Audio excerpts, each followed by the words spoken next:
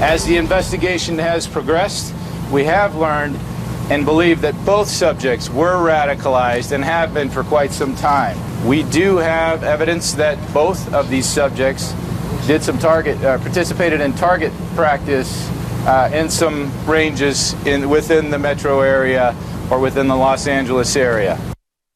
There are far too many so-called experts clouding the airwaves of late, all asking the same question. How did we miss the signs pointing to trouble brewing in San Bernardino, California? Failing to note the complexity of what that question entails and the nuances behind it that no one for decades has been able to solve.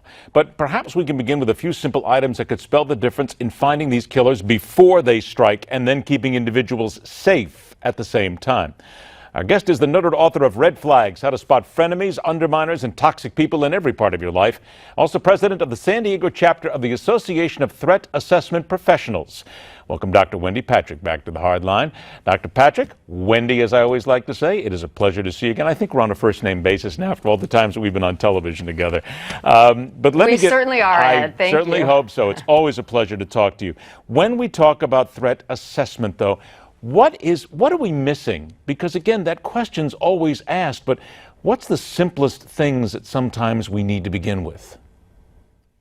One of the simplest things, Ed, is this idea that familiarity breeds contentment, not contempt. Familiarity breeds complacency. What I mean by that is too often we miss red flags when they're right in front of us because the person has become familiar. And I'll just use the San Bernardino example. I mean, people in his workplace were interviewed, neighbors were interviewed, and the people in the workplace that knew him, in fact, even the people that knew him before he worked there, claimed they didn't see anything. And that leads in, Ed, what I call red flags after 5. In other words, you've got to know more about somebody than just what you see during the day to be able to be exposed to unusual or troublesome behavior. Remember, in this case, it was the neighbor who actually observed some activity in the garage, packages being delivered, but was afraid to say anything because they didn't want to racially profile.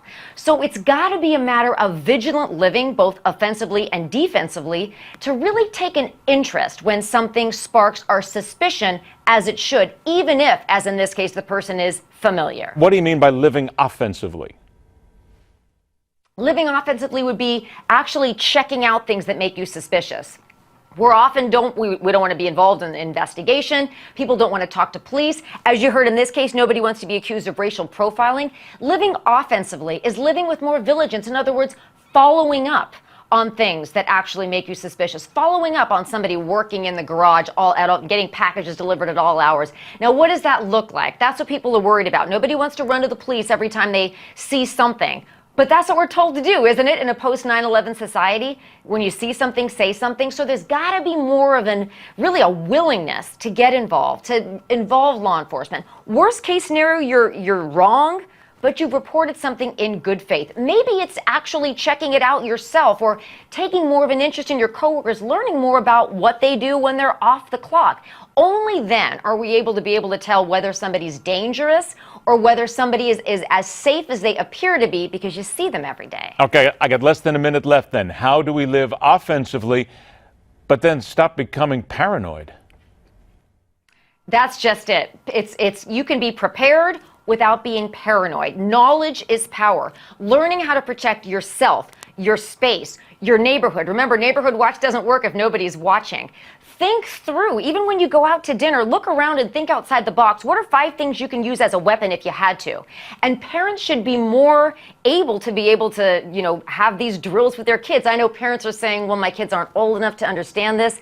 Talking through some of these potential scenarios is better than the alternative. So it's really an opportunity and a willingness to believe that knowledge is power and just do a drill, think through a scenario before it actually happens and you're caught in the crossfire, so to speak. Some people say that's a terrible way to live, but guess what, people? We have not been forced into this situation. This has been forced upon us, and we have to then learn how to deal with it. If you want to learn more about the group, we invite you to go to ATAP. That's ATAP worldwide.org.